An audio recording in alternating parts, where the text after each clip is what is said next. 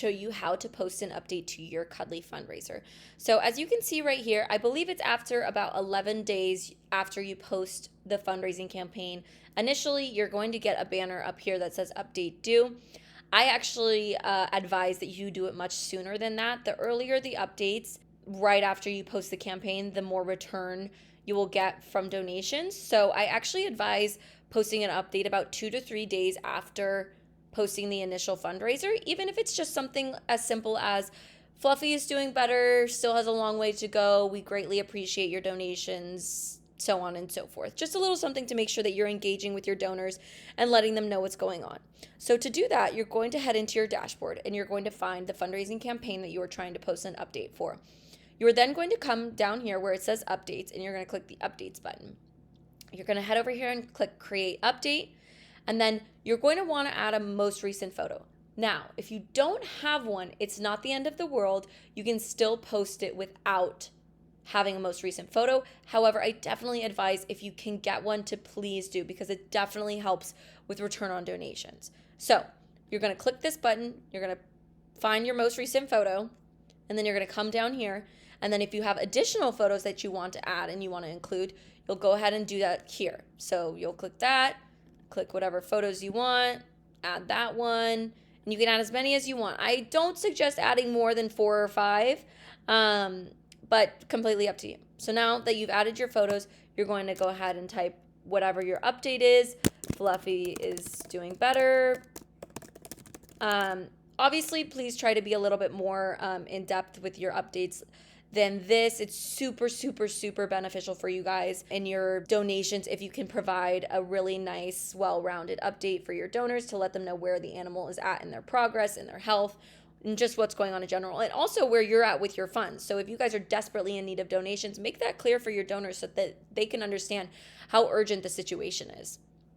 And then once you come down here, you're going to want to make sure that this toggle is selected so that your donors can see this update directly delivered to their inbox. Now, if for whatever reason you don't want to send this out to your donors, you can just click this button, and then all that will happen is this update will be posted directly to the fundraiser, but it will not be emailed directly to your supporters. Now, with this toggle on, you're going to come down here and you're going to select your subject line. So there's quite a few to choose from. Obviously, pick one that pertains the most to the situation. If this was labeled correctly and we had this as Fluffy instead of Cuddly and Friends, it would be urgent update, Fluffy still needs your help. That's always a really good one. Donors respond well to quick, to the point. Subject lines, also surprisingly, ones with emojis in the subject line do well. So again, scroll through, find one that pertains to the situation, and then select that. And then the recipients, you're going to want to select this based on whatever the situation this update is covering. So if you're in desperate need of more donations and you urgently need people to donate, I would highly suggest sending it out to all donors so that even the people who haven't donated yet can see this and see, oh my gosh, okay, this rescue needs urgent help. Maybe that will encourage them to donate this time around. If it's more of just a happy update, like Fluffy's doing so much better, thank you all for your donations, we are, able to cover this, that, and the other, then I would go ahead and just send that strictly to your campaign donors. So that will be the people who have donated directly to this fundraiser and have contributed and, deserve a sort of update of that sort. These two down here, I would, maybe stay away from unless you're sending out multiple updates. If it's an update that's kind of semi-urgent, you don't really need that many more donations, but it would be nice if a few more people saw it that haven't donated yet, then you can go ahead and click the most engaged and campaign donors. Down here, you're going to want to select a template, and you can preview those by clicking the preview button, and it will show you what that's going to look like. Obviously, this would have more information here. That's template 1, template 2, and you can kind of just peruse through these and see what you like best. Now, right after you select all 3 of those things, you have 2 choices. You can either save it, and that will immediately send out the update, or you can schedule it for a later date and time.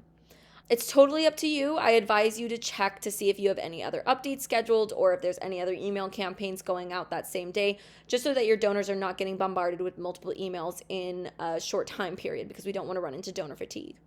After you click that save button, I'm not going to, since this is a demo account, I don't want it to be sent out to anybody.